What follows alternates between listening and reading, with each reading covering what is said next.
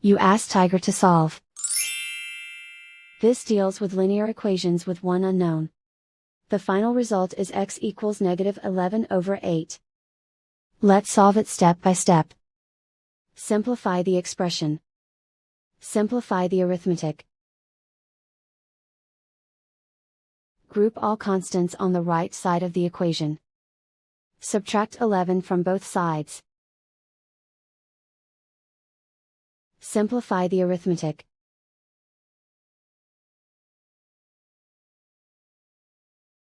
Isolate the x. Divide both sides by 8.